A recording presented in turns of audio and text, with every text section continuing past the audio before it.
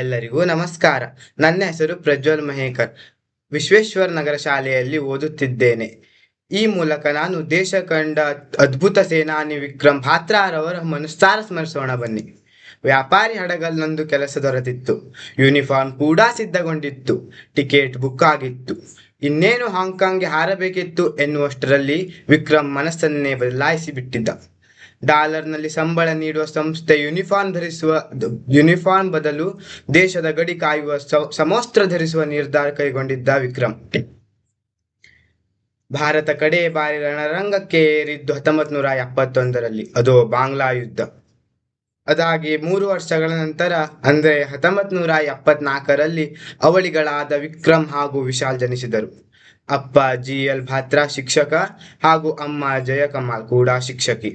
ಮಧ್ಯಮ ವರ್ಗದ ಕುಟುಂಬ ಅದು. ಆವತ್ತು ವಿಕ್ರಮ್ ಭಾತ್ರಾ ಮನೆಗೆ ಬಂದಿದ್ದ. ಮಿಲಿಟರಿ ಸೇರಿ 18 ತಿಂಗಳು ಆಗಿತ್ತು ಅಷ್ಟೆ. ಅದು ರಂಗು ರಂಗಿನ ಹೋಳಿ ಹಬ್ಬದ ಸಂದರ್ಭ. ಸ್ವಲ್ಪ ಸಮಯದ ನಂತರ ಯುದ್ಧ ಪ್ರಾರಂಭವಾಗಿದೆ. ವಿಕ್ರಮ್ ಯಾವಾಗ ಬೇಕಾದರೂ ಕರೆ ಬರಬಹುದು, ಎಚ್ಚರಿಕೆಯಿಂದಿರು ಎಂಬ ಕಿವಿ ಮಾತು ಬಂದಿತು. ಅದನ್ನು ಶಾಂತವಾಗಿ ಕೇಳಿಸಿಕೊಳ್ಳುತ್ತಿದ್ದ ವಿಕ್ರಮ್, ತಲೆ ಕೆಡಿಸ್ಕೋಬೇಡಿ, ಗೆದ್ದರೆ ತ್ರಿವರ್ಣ ಧ್ವಜವನ್ನು ಹಾರಿಸಿ ಬರುತ್ತೇನೆ, ಇಲ್ಲವೇ ಅದೇ ತ್ರಿವರ್ಣ ಧ್ವಜ ಸುತ್ತಿದ ನನ್ನ ಹೆಣ ಬರುತ್ತದೆ ಎಂದನು. ಬಹುಶಃ ವಿಕ್ರಮ್ಗೂ ಗೊತ್ತಿರಲಿಲ್ಲ ಇದೇ ಮನೆಯಲ್ಲಿ ಅವನ ಕೊನೆ ಕ್ಷಣ ಎಂದು. ಸ್ವಲ್ಪ ಸಮಯದ ನಂತರ ಕಾರ್ಗಿಲ್ನಲ್ಲಿ ಸೇನೆಗೆ ಹಾಜರಾಗಬೇಕು ಎಂದು ಸೇನೆಯಿಂದ ಆದೇಶ ಬಂದಿತು. ಅಪ್ಪ, ಅಮ್ಮ, ತಮ್ಮ, ಸ್ನೇಹಿತರು ಎಲ್ಲರೂ ಬೇಲ್ಕೊಟ್ಟು ಆಯಿತು. ಮತ್ತೆ ದಂಪತಿಗಳು ಮಗನನ್ನು ನೋಡಿದ್ದು ಟಿವಿಯಲ್ಲಿ, ಅದೂ ಕೂಡ ಹೀರೋ ಆಗಿ, ಅನಂತರ ಹೆಣವಾಗಿ. ಕಾರ್ಗಿಲ್ ಪರ್ವತ ಶ್ರೇಣಿಗಳು ಬಹುಶಃ ರಣಾಂಗಣವಾಗಿತ್ತು. ಸಾವಿರಾರು ಅಡಿಗಳ ಎತ್ತರದಲ್ಲಿರುವ ಶಿಖರಗಳು ತುದಿಯಲ್ಲಿ ಪಾಕ್ ಭಯೋತ್ಪಾದಕರು ಬಂಕರ್ಗಳನ್ನು ಹೂಡಿದ್ದರು. ಪವಾಡದಿಂದ ಮಾತ್ರ ಗೆಲ್ಲಬಹುದಾಗಿತ್ತು ಎಂದು ಎಲ್ಲರೂ ಭಾವಿಸಿದ್ದರು. ದಾರಿ ಕಾಣದ ಅಂದಿನ ಪ್ರಧಾನಿ ಅಟಲ್ ಬಿಹಾರಿ ವಾಜಪೇಯಿಯವರು ವಾಯುದಾಳಿಗೆ ಆದೇಶ ಹೊರಡಿಸಿದ್ದರು. ಆದರೂ ಶಿಖರವನ್ನು ಏರಿ ಶತ್ರುಗಳನ್ನು ಕೊಲ್ಲುವ ಅನಿವಾರ್ಯತೆ ಬಂದಿತ್ತು.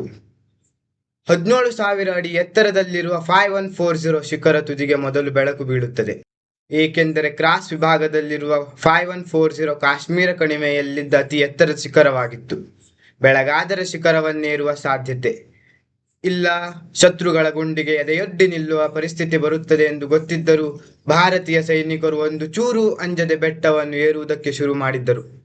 ಕಾರ್ಗಿಲ್ ಯುದ್ಧ ಆರಂಭವಾಗಿ ಅದಾಗಲೇ 5 ವಾರಗಳೇ ಆಗಿದ್ದವು. ಈ ಯುದ್ಧ ಗೆದ್ದರೆ ಮಾತ್ರ ಮುಂದಿನ ಹಾದಿ. ಹಾಗಾಗಿ 5140 ಶಿಖರವನ್ನು ಜಯಿಸಲೇಬೇಕೆಂದು ವಿಕ್ರಮ್ ಹಾಗೂ ಕ್ಯಾಪ್ಟನ್ ಸಂಜೀವ್ಗೆ ಆದೇಶ ನೀಡಿದ್ದರು. ಅದು ದೇಶದ ಘನತೆಯೂ ಆಗಿತ್ತು.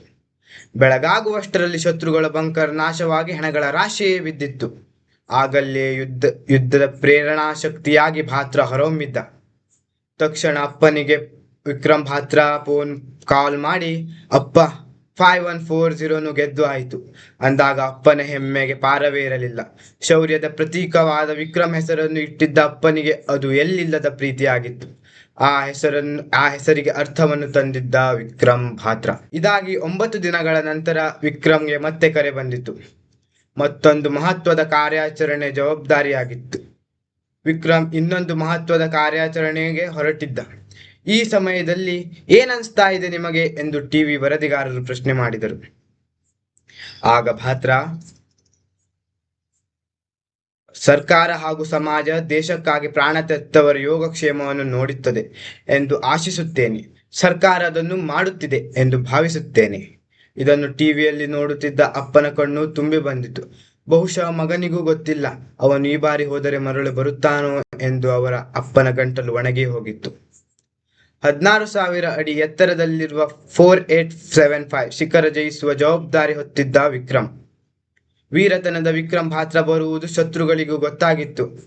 ಜುಲೈ 8ರ ರಾತ್ರಿ ಇವರು ಶತ್ರುಗಳಿಗೆ ದಾಳಿ ಪ್ರತಿ ದಾಳಿಯನ್ನು ಮಾಡುತ್ತಾ ಅನುಜ್ ನಯ್ಯರ್ ಅವರು ಅನೇಕ ಬಂಕರ್ಗಳನ್ನು ನಾಶಪಡಿಸಿದ್ದರು.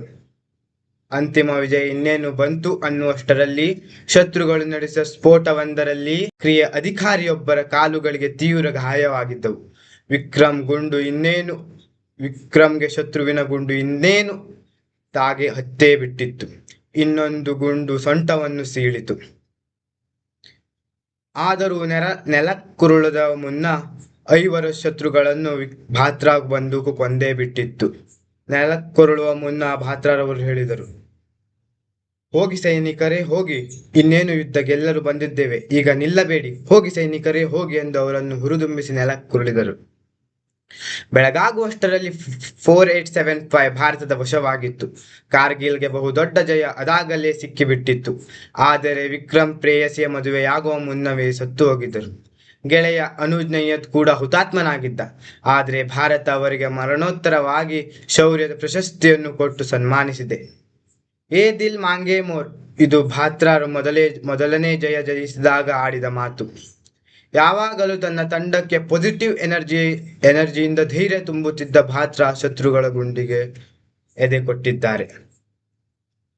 ನಮ್ಮಲ್ಲಿ ಸಾಧ್ಯವೇ ಎಂಬ ಪ್ರಶ್ನೆಯನ್ನು ನಮ್ಮಿಂದ ಸಾಧ್ಯ ಎಂದು ಬದಲಾಯಿಸಿ, ಆವಾಗ ಯಶಸ್ಸು ಸಿಕ್ಕೇ ಸಿಗುತ್ತದೆ ಎಂದು ಭಾತ್ರ ಪದೇ ಪದೇ ಹೇಳುತ್ತಿದ್ದರು. ಮೇರಾ ಭಾರತ್ ಮಹಾನ್. ಜೈ ಹಿಂದ್. ನಮಸ್ಕಾರ. ಧನ್ಯವಾದ.